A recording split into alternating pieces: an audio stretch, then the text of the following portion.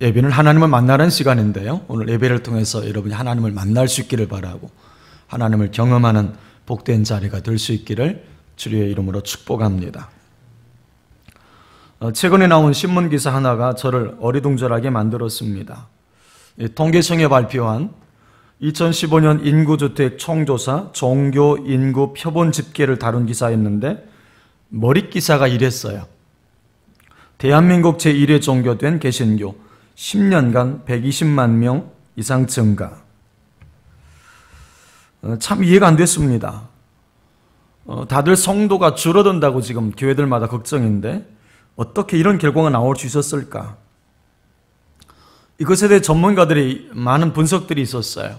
근데 제 마음속에 와닿는 하나의 분석이 있었는데 스스로 개신교 신자라고 생각하지만 교회에 나가지 않는 성도, 이른바 가난한 성도들이 통계치에 반영됐을 것이라는 분석이었어요. 그 기사를 보는 순간 간혹 교회 바깥에서 만나는 사람들에게 듣는 말이 떠올라왔습니다. 종교는 기독교입니다. 하지만 교회는 나가지 않아요. 참 가슴 아픈 말 아닙니까? 왜 종교는 기독교라고 하면서 교회는 나가지 않는 걸까? 이 질문에도 여러 분석이 가능하겠지만 근본적으로는 교회에 대한 오해나 잘못된 지식 때문이 아닐까 생각을 해봅니다. 오늘날 우리가 교회라고 하는 말을 떠올리게 되면 우리 마음속에 여러 가지 복잡한 생각이 듭니다. 그런 책 제목 하나가 눈에 들어왔는데 필립 얀시가 쓴 교회, 나의 고민, 나의 사랑이라는 책입니다.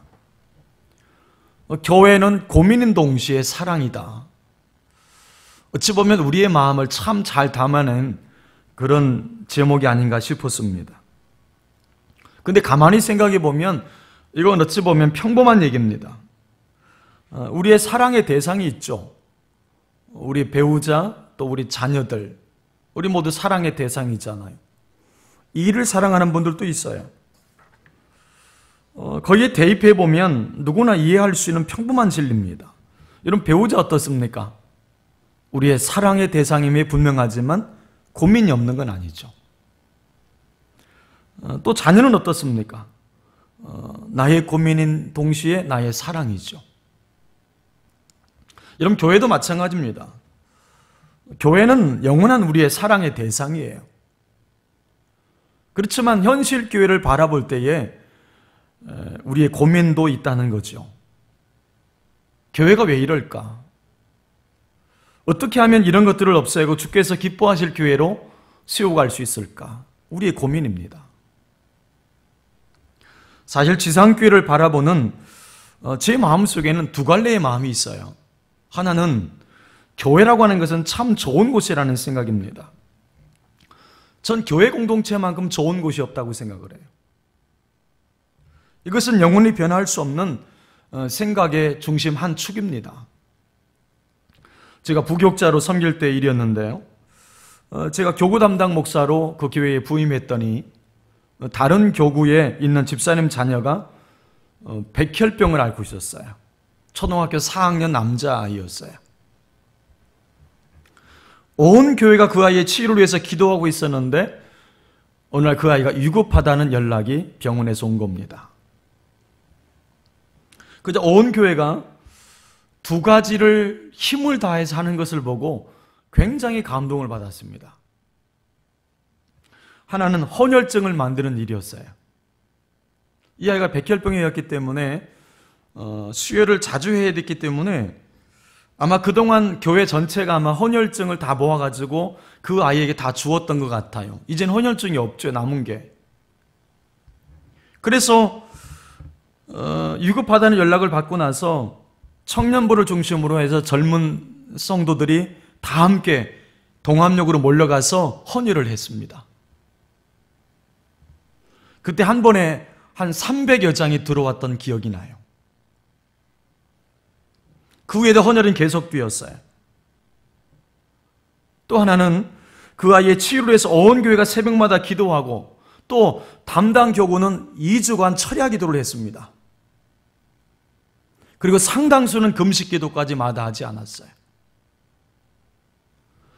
여러분, 세상에 어느 공동체가 이런 공동체가 있을까요? 마치 자기 자식이 아픈 것처럼, 마치 자기 손주가 아픈 것처럼 눈물로 처리하면서 기도하고 금식해 주는 곳, 그게 바로 교회입니다. 하나님을 아버지라 부르는 믿음의 형제와 자매들이 서로 마음을 다해서 사랑해주고 기도해주고 섬겨주고 금식해주는 것, 이 좋은 공동체가 교회입니다. 저는 이렇게 교회는 정말 좋은 공동체라는 생각을 가지고 있어요. 그런가 하면 교회와 관련해서 또 한 가지 생각이 있다면, 교회가 이처럼 좋은 곳이지만 언제든 병들기 쉽고 변질될 수 있는 공동체라는 점이죠. 제가 미국에 가서 공부할 때 제가 사역한 교회를 빼놓고는 세 교회를 제가 이제 다녀보게 됐습니다. 맨 처음 LA 가서 다녔던 교회는 말씀이 좋기로 유명한 대형 교회였어요. 목사님께서 책도 많이 내신 그런 교회입니다. 그 교회를 한 6개월 정도 다니고 나서 또 다른 교회로 옮겨보았습니다. 제가 다닌 신학교 선배 목사님이 사역하는 교회라고 소개를 받고 그 교회에 방문하게 됐어요. 참 교회가 따뜻하고 포근했습니다. 새가족이 오면 주차장에서부터 얼마나 반갑게 맞아주고 따뜻하게 영접해 주는지 몰라요. 그러다가 오렌지 카운티로 이사하게 되면서 새로운 교회로 옮기게 됐습니다. 그 교회는 제자 훈련으로 성장한 대형 교회였습니다. 아름다운 예배당이 있었고 찬양팀, 성가대, 주차장, 어느 것 하나 빠질 수 없는 정말 근사한 교회였습니다. 이 세 교회 모두 저에겐 꿈의 교회였고 잊을 수 없는 소중한 경험을 하게 만든 그런 교회였습니다. 그런데도 불행하게도 제가 한국으로 돌아온 뒤에 공통적으로 세 교회가 전부 어려움을 겪었습니다. 순수하고 착해 보였던 그들이 서로 미워하고 분노하다가 교회가 깨어져 나가고 담임 목사가 떠나고 성도들이 뿔뿔이 흩어져 버렸어요. 아직도 그 교회가 회복이 안 되었습니다. 그런 소식을 접하면서 제 마음속에 참 마음이 아팠습니다. 주님의 교회가 아닌가? 주님이 세운 교회 아닌가? 그렇게 근사해 보였던 교회인데도 한순간에 무너질 수 있구나. 참 목회가 어렵다는 생각이 들었습니다. 교회가 무서워졌고 성도가 무서워졌어요. 지금은 온순하고 착하게 말씀을 듣고 있지만 언제 누가 야수로 변할지 모르는 게 교회였습니다. 교회가 시험을 만나면 우선 사람이 무섭게 변해요. 새빨간 거짓말로 모함을 하고 루머를 퍼뜨리고 그것을 확인도 안 하고 확대 재생산합니다. 카카오톡 같은 SNS가 너무 아름다운 교제의 도구가 되기도 하지만 때로는 사탄의 고속도리 역할을 하는 것을 봤습니다. 끊임없이 비방하고 문제를 전달하는 통로가 됩니다. 그런 모습을 보면서 마음이 참 아팠어요. 그런데 하나님은 너무 신실하셔서 지침의 자리, 낙심의 자리에 계속 머물게 하지 않으셨습니다. 우리가 지칠 때 주님이 찾아와 주셔서 위로해 주시고 새 힘을 주십니다. 앞에 언급한 필립이 안시의 교회 나의 고민 나의 사랑이 나오는 그 한 대목을 보면서 제 마음에 참 큰 위로가 됐습니다. 거기에 보면 J.F. 파워스라고 하는 사람이 쓴 글을 이렇게 얀시가 인용하라는데요. 빌, 이 큰 배는 낡아서 삐걱거리고 이리저리 흔들린다네. 그래서 구토가 날 때도 있지. 하지만 이 배는 목적지까지 잘 간다네. 언제나 그랬고 앞으로도 영원히 그럴 걸세. 자네가 있든 없든 상관없이 말일세. 이 글이 참 위로가 되었습니다. 그렇지. 지금도 주님은 살아계시지. 지금도 여전히 교회의 주인은 주님이시지. 그러면서 제 마음속에 드는 생각은 교회는 주님이 이끌어 가신다. 그 확신이 제게 들기 시작했습니다. 그래서 제가 안식년을 가지면서 우리 성도들과 함께 교회론을 좀 차근히 살펴봐야 되겠다는 생각을 가지게 된 겁니다. 2014년에 경주의 한 리조트 체육관에서 천장이 순식간에 무너지는 바람에 10명이 사망하는 참사가 있었어요.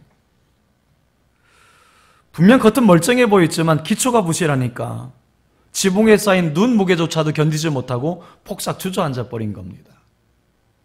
여러분, 교회도 마찬가지입니다.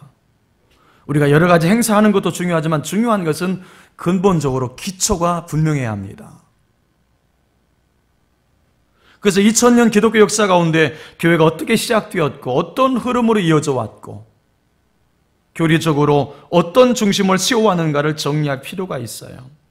오늘부터 그래서 한 2, 3주 동안 살펴볼 내용은 교회론에 다는 교회론 중에서 가장 중요한 기초 공사를 함께 나눌 것입니다. 뼈대를 세우는 일이 굉장히 중요합니다. 우리가 세워야 될 교회에 중요한 두 기둥이 있다면 그것은 사랑의 기둥과 영성의 기둥입니다. 사랑의 기둥, 영성의 기둥. 저는 이것을 어떻게 얼마나 세울 수 있느냐에 따라서 우리 교회가 계속 정치하느냐 아니면 전진하느냐의 문제에 달려있다고 생각을 해요. 오늘 그 중에서 사랑의 기둥을 세우는 것에 대해 살펴보려고 합니다. 하와이에서 목회하고 있는 웨인 코데리오 목사님이 쓴 세상을 가슴뛰게 할 교회라고 하는 책을 읽어본 적이 있어요. 세상을 가슴뛰게 할 교회. 이 책의 부제가 뭐냐면 하나님과 사람 모두에게 사랑받는 교회의 12가지 특징이라고 쓰여 있어요. 얼마나 근사한 말인지 몰라요. 하나님께도 사랑을 받고 사람에게도 사랑받는 교회. 그런 교회를 세우려면 12가지 특징을 가져야 되는데 그 중에 하나가 이것입니다. 처음부터 끝까지 사랑만 있는 교회. 이것이 하나님과 사람들에게 사랑받는 교회가 되기 위한 특징 중 하나였습니다.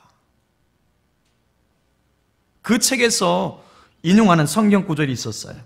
고린도후서 5장 13절 14절을 보십시오. 우리가 만일 미쳤어도 하나님을 위한 것이요 정신이 온전하여도 너희를 위한 것이니 그리스도의 사랑이 우리를 강권하시는도다. 교회가 교회되기 위해서는 이 강권하시는 그리스도의 사랑의 능력이 있어야 돼요. 그러면 이런 질문이 가능하겠죠. 우리는 어떤 힘에 의해서, 어떤 강권에 의해서 우리 삶이 지탱되고 있는가? 목회자인 나는 어떤 힘이 지탱하고 있는 것인가? 우리 교회 봉사자들은 구역장으로, 교사로, 찬양대로, 식당 봉사로, 차량 봉사로, 청소 봉사로 섬기고 있는 우리 교회를 섬기는 봉사자들은 그들이 쉼 없이 할 수 있는 그 원동력은 어디에서 나오는가?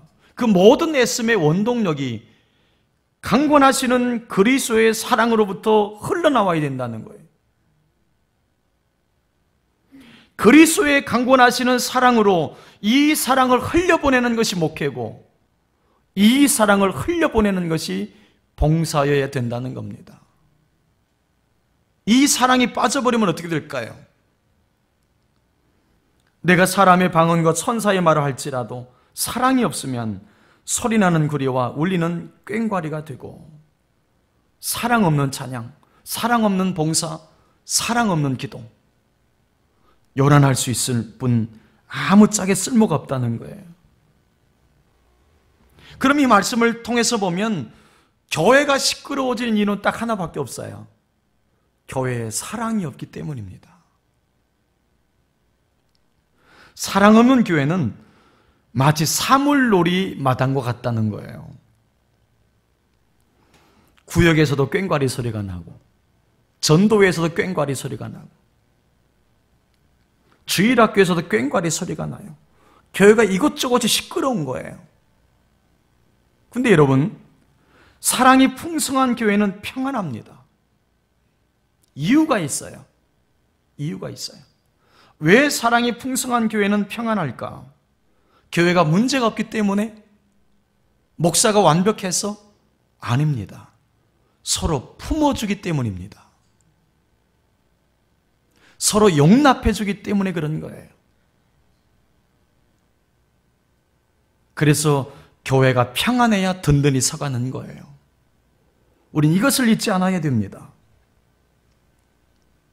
교회에 대한 염려가 찾아왔을 때 다시 보게 된 말씀이 오늘 사도행전 2장입니다. 2장이 왜 보게 됐냐면 처음 교회의 모습을 다루고 있기 때문입니다. 근데 여러분 잘 보십시오. 주께서 초대교회 모습을 보여주면서 그 접근 방식이 어떤 이론이나 논리가 아니에요. 성경은 초대의 예루살렘 교회를 태동할 때의 모습을 이렇게 묘사해 주고 있습니다. 본문 44절 이하 47절까지 보세요.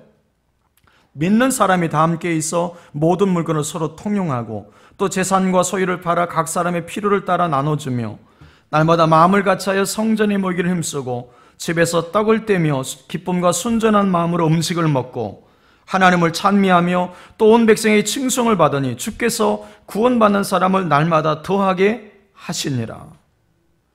여기 보시면 교회는 이래야 된다, 교회는 이렇게 진행해야 된다, 이런 논리적 접근이 아니에요. 그냥 무조건 사랑하는 모습을 보여주는 거예요. 그냥 무조건 용납해주고 무조건 기뻐하는 모습을 그냥 보여주는 거예요. 물질적으로 좀 부유한 사람은 경제적으로 어려운 사람들과 같이 나누었습니다. 유무상통한 거예요. 여러분, 이것이 무엇을 의미할까요? 왜 이런 접근을 할까요? 분명 교리도 필요합니다. 우리가 성경 역사도 알아야 됩니다. 그런데 성경의 초점은 무엇입니까? 가장 중요한 것은 교리와 역사가, 우리가 배운 성경의 지식이 사랑으로 드러나지 않으면 아무 소용없다는 거예요. 교회는 사랑하는 곳입니다. 교회는 베푸는 곳입니다. 교회는 용서하는 곳입니다. 교회는 용납해주는 곳입니다. 교회에 논리가 필요하고 이론도 필요하지만 이 모든 것을 아우르는 상위에 가장 높은 곳에는 사랑이 있어야 합니다. 위로는 강권하시는 그리스도의 십자가의 사랑이 끊임없이 공급되어야 합니다.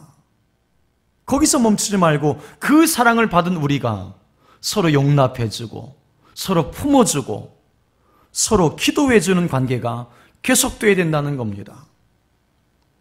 요한일서 4장 16절에 이런 말씀이 있습니다. 하나님이 우리를 사랑하시는 사랑을 우리가 알고 믿었노니 하나님은 사랑이시라. 사랑 안에 거하는 자는 하나님 안에 거하고 하나님도 그의 안에 거하시느니라. 혹시 우리가 정말 중요한 것을 놓치고 있는 것은 아닐까요? 하나님은 사랑이시라. 우리가 수없이 듣는 말씀 아닙니까? 우리 교회가, 성도된 우리가 정말 들어서는 안 되는 말이 있다면 그건 교회에 사랑이 없어 라는 말이에요. 여러분, 근데 이 말을 요한일서 4장 16절에 대입해 보면 그 교회는 교회가 아니다라는 말이에요. 왜 그렇습니까? 하나님은 사랑이시기 때문입니다. 2500년 전 중국의 춘추 전국시대 초나라에 섭공이라고 하는 제후가 있었습니다.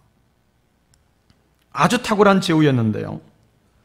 근데 이 나라에 문제가 있었는데 백성들이 날마다 국경을 넘어 다른 나라로 그냥 떠나버리는 거예요. 그래서 인구가 줄어들고 세금의 수입이 자꾸 줄어들어서 나라에 위기가 찾아온 것입니다. 하는 수 없이 이 섭공이 공자에게 찾아가서 자문을 구하려고 합니다. 선생님, 날마다 백성들이 도망을 가는데 천리장성을 쌓을까요? 그때 공자는 잠시 생각을 하다가 6글자를 남기고 떠납니다. 그게 뭐였냐면 근자열 원자래라는 말이었습니다. 근자열 원자래. 이게 무슨 말이냐면 가까운 사람을 기쁘게 하면 멀리 있는 사람까지 찾아온다는 말이었어요. 가까운 사람을 기쁘게 하면 멀리 있는 사람까지 찾아온다. 여러분, 여기에 교회 붕의 원리도 있어요. 가까운 사람을 기쁘게 하면 멀리 있는 사람까지 찾아온다. 여러분, 최고의 전도가 있다면 지금 여러분 옆에 있는 사람을 사랑하는 것입니다. 여러분, 그렇기 때문에 우리 교회가 반드시 세워야 될 기둥이 있다면 사랑의 기둥이에요. 오늘 우리 교회가 반드시 복구해야 될 기둥 중 하나인 사랑의 기둥에 관련해서 저는 두 가지를 나누고 싶습니다. 첫째는 교회의 건강성을 재는 가장 중요한 척도는 사랑이라는 사실이에요. 이것이 무슨 의미인지 고린도 교회를 통해서 확인해 보려고 합니다. 이 고린도 교회는 이 두 가지 양상을 띠는 교회의 모습을 갖고 있었어요. 한 가지 특징은 이것이었습니다. 고린도전서 1장 5절부터 7절을 보십시오. 1장 5절부터 7절. 이는 너희가 그 안에서 모든 일 곧 모든 언변과 모든 지식의 풍족함으로 그리스도의 증거가 너희 중에 견고하게 되어 너희가 모든 은사의 부족함이 없이 우리 주 예수 그리스도의 나타나심을 기다림이라. 고린도서 1장 5절을 표준 세번역으로 보면 좀 더 분명해집니다. 여러분은 그리스도 안에 살면서 모든 면에서 곧 온갖 언변과 온갖 지식에 풍족하게 되었습니다. 그러니까 고린도 교회는 대단한 교회였던 거예요. 엄청난 영적인 지식이 풍부했고 신령한 은사가 풍성했습니다. 방언, 통변, 신유, 예언, 각종 신비한 은사들이 넘쳐나는 교회였어요. 이것이 고린도 교회의 특징 중 하나였습니다. 그러면 또 다른 특징이 있었는데 그게 뭘까요? 고린도서 1장 11절부터 13절을 보십시오. 내 형제들아, 근로의 지편으로 너희에 대한 말이 내게 들리니 곧 너희 가운데 분쟁이 있다는 것이라. 내가 이것을 말하거니와 너희가 각각 이르되 나는 바울에게, 나는 아볼로에게, 나는 게바에게, 나는 그리스도에게 속한 자라 한다는 것이니 그리스도께서 어찌 나누었느냐? 바울이 너희를 위하여 십자가에 못 박혔으며 바울의 이름으로 너희가 세례를 받았느냐? 이것이 고린도 교회의 또 다른 양상이었어요. 부끄럽게도 고린도 교회는 이렇게 상반된 두 가지 모습을 가지고 있었다는 겁니다. 그런데 이것에 대해서 바울이 어떻게 평가하고 있는지 보십시오.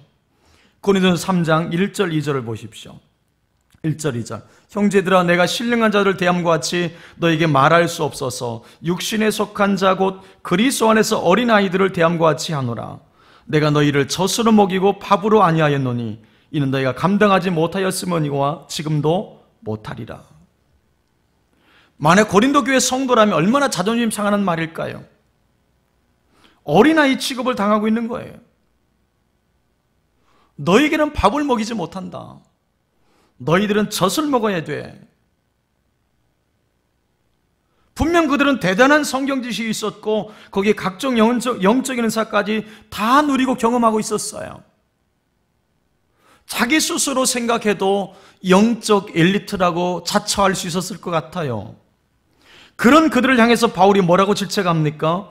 너희들은 아직 젖먹이라고 말하고 있다는 점이에요. 왜 바울이 이렇게 고린도 교회를 미숙한 교회로 치부하고 있을까요? 성경이 말하는 기준 때문입니다. 기준. 여러분, 고린도서 3장 3절을 보십시오. 고린도서 3장 3절. 너희는 아직도 육신에 속한 자로다. 너희 가운데 시기와 분쟁이 있으니 어찌 육신에 속하여 사람을 따라 행함이 아니리요. 성경이 제시하는 건강한 교회의 척도는 그 교회가 얼마나 대단한 성경 지식을 가지고 있느냐, 얼마나 영적 은사를 가졌느냐, 거기 있지 않다는 거죠. 성경의 척도는 딱 하나입니다. 그 교회가 얼마나 사랑의 끈으로 묶여 있느냐, 그 교회가 얼마나 주 안에서 화목한가, 얼마나 사랑하는가, 얼마나 용납하고 용서해 주는가, 나와 다른 사람을 얼마나 수용하려고 애쓰는가. 그 기준에 따라서 이 교회는 건강한 교회, 저 교회는 병든 교회라는 결론이 난다는 거예요. 오늘 이 바울의 꾸준함이 여러분 느껴지지 않으십니까? 고린도 교회 성도들은 자기가 방언한다고, 통변한다고, 예언한다고, 병 고치는 은사가 있다고, 거기에 성경의 온갖 지식을 다 갖추고 있다고, 믿음이 좋다고 생각했는데 바울은 이 미숙한 자들아, 젖밖에 먹을 수 없는 어린애 같은 존재들아, 호총을 치고 있습니다. 이 꾸칠함에서 오늘 우리 교회가 예외일까요? 우리 교회 안에 정말 사랑이 있는가? 분열은 없는가? 모여서 사랑하는 척하지만 뒤에서는 수근거리고 헌담하는 일들이 왜 끊이지 않는가? 용서라고 하는 것은 눈 씻고 찾아보기 어려운 게 오늘 교회의 모습 아닌가요? 그러면서 우리는 성경 많이 알고 헌금하고 봉사하니까 나는 믿음이 좋은 그리스도인이라고 생각을 합니다. 우리는 이 말씀을 기억해야 합니다. 요한일서 4장 7절 8절을 보십시오. 사랑하는 자들아, 우리가 서로 사랑하자. 사랑은 하나님께 속한 것이니 사랑하는 자마다 하나님께로부터 나서 하나님을 알고 사랑하지 아니하는 자는 하나님을 알지 못하나니 이는 하나님은 사랑이심이라. 용납하고 용서할 때 능력이 나타나요. 2014년 소치 동계올림픽 때 가슴 아픈 일이 있었어요. 금메달 유망주였던 박승희 선수가 쇼트트랙 500m 결승전에서 1등으로 달리다가 그만 넘어지는 사고였습니다. 계속 갔으면 1등이었어요. 근데 무리하게 움직이던 영국 선수에 걸려 넘어지면서 곧바로 일어났지만 또 넘어졌습니다. 그 충격으로 무릎을 다쳐서 1500m까지 출전을 못하게 됐습니다. 굉장히 억울한 일이었습니다. 그런데 그 어린 선수가 인터뷰하는 내용을 보면서 참 감동을 받았어요. 인터뷰하면서 박승희 선수는 절대로 자기를 밀친 그 선수를 탓하지 않아요. 인터뷰 내용이 이런 것이었습니다. 경기가 끝난 직후에 아쉬웠지만 동메달을 딴 것도 값지다고 생각해요. 결국 제 실력의 결과입니다. 건드린 그 사람을 탓하지 않고 내 실력이 부족하다면서 수용하고 환하게 웃었습니다. 정말 기뻤던 것은 그 위에 있었던 여자 계주 3000m와 1000m에서 금메달을 따서 2관왕이 되었어요. 이게 성경의 원리입니다. 박승희 선수가 그 영국 선수를 용서했기 때문에 그 다음 경기를 잘해낼 수 있었던 거죠. 여러분, 만약에 그가 영국 선수를 용서하지 못하고 울분하면서 내 인생을 망쳤다고 불면의 바람을 보냈다면 나머지 경기를 다 망쳤을 겁니다. 용서는 상대를 위해서 하는 게 아닙니다. 내가 살기 위해서 하는 겁니다. 또 용서하는 곳에 사단이 침투할 수 없어요. 능력이 나타나기 때문입니다. 우리 교회 안에도 이런 일이 일어나야만 합니다. 그리스도의 사랑이 나를 강권하셔서 그 사랑에 내가 먼저 흠뻑 젖어야 합니다. 그리스도의 사랑을 내가 먼저 경험해야 합니다. 그리고 그 사랑으로, 그 사랑을 받아서 교회 안에 아프고 상한 심령들을 위로하고 치유하는데 우리 모두가 쓰임 받아야 합니다. 그게 진정한 교회입니다. 둘째로, 교회가 세워가야 될 사랑의 기둥과 관련해서 꼭 명심해야 될 것이 있습니다. 그것은 교회는 사랑이 필요한 연약한 자들이 모여 있는 공동체라는 점이에요. 사랑이 필요한 연약한 자들이 모여서 이루는 공동체라는 사실을 우리는 기억해야 합니다. 로마서 14장 1절 보십시오. 믿음이 연약한 자를 너희가 받되 그의 의견을 비판하지 말라. 교회는 믿음이 연약한 자를 피할 수가 없어요. 늘 있다는 얘기예요. 로마서 15장 1절을 보십시오. 로마서 15장 1절 같이 읽어볼까요? 시작. 믿음에 강한 우리는 마땅히 믿음이 약한 자의 약점을 담당하고 자기를 기쁘게 하지 아니할 것이라. 아멘. 교회에서 믿음이 약한 자, 믿음이 시원치 않은 사람, 심지어는 없는 거짓말로 내게 아픔을 주는 사람, 내게 눈물을 흘리게 만드는 사람, 그 사람을 만나면 그때 우리가 가져야 될 마음이 있다는 거예요. 그때 가져가야 될 우리의 마음, 뭘까요?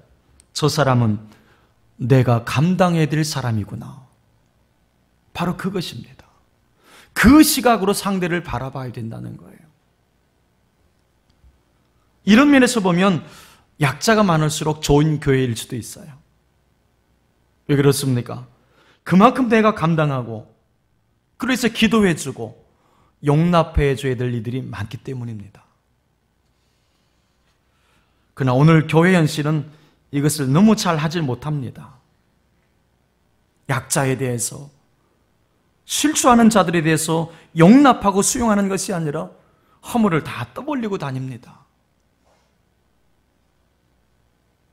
한 번 허물을 드러내면 교회에 발도 못 붙이게 만들어 버립니다. 하지만 그건 교회가 아닙니다. 그런 교회에 누가 오고 싶겠어요? 요즘 총기 사고가 미국에서 많이 일어나고 있는데요. 얼마 전에 미국 흑인 교회에서 수요 예배를 드리고 있을 때 총기 난사 사건이 있었는데 그 사건의 피의자가 딜런 루프라고 하는 사람이었는데 그 사람에 의해서 그 교회 성도 9명이 죽어요. 참혹하게 살해를 당했는데 이들의 유가족들이 이렇게 용서의 선언을 했습니다. 나는 너를 용서하고 우리 가족도 너를 용서한다. 내가 우리 용서를 참회의 기회로 삼아 지금보다 더 나은 사람이 되기를 바란다. 내 몸에 있는 살갗 하나하나가 모두 아프고 나는 예전처럼 살아가지 못하겠지만 하나님께서 너에게 자비를 베푸시도록 기도하겠다. 이유 없이 총기를 난사해서 9명의 귀중한 목숨을 앗아간 살인자를 향한 용서의 선언, 이보다 더 위대한 말을 들어본 적이 없습니다. 엄마를 잃은 유족은 이렇게 말했습니다. 엄마를 다시 안을 수 없고 엄마와 함께 얘기할 수도 없으며 많은 이들이 너 때문에 고통스럽지만 하나님은 너를 용서하실 것이고 나도 너를 용서한다. 여러분, 이게 교회입니다. 이게 교회예요. 살인자를 향해서도 용서를 선언할 수 있는 곳, 엄마를 빼앗아간 그를 향해서 하나님은 너를 용서할 것이고 나도 너를 용서한다고 선언할 수 있는 곳, 바로 그곳이 주님이 세우고자 하셨던 교회였어요. 용서가 흐르는 곳, 사랑이 흐르는 곳, 처음부터 끝까지 사랑만 있는 곳, 그게 교회였고 그것이 주님이 디자인하셨던 교회였습니다. 사랑하는 여러분, 오고 싶은 교회는 누가 만들어주는 것이 아니라 우리가 만들어가는 거예요. 다시금 끊어졌던 그리스도와의 사랑이 여러분 안에서 회복될 수 있기를 바랍니다. 강권하시는 그리스도의 사랑이 여러분 안에 회복되기를 바랍니다. 그리고 거기서 멈추지 말고 그 사랑을 흘려보내서 용서하고 용납하고 나누고 베풀어서 정말 이 땅 가운데 그리스도의 사랑을 회복시키는 일에 저와 여러분이 쓰임받게 되기를 주님의 이름으로 축원합니다.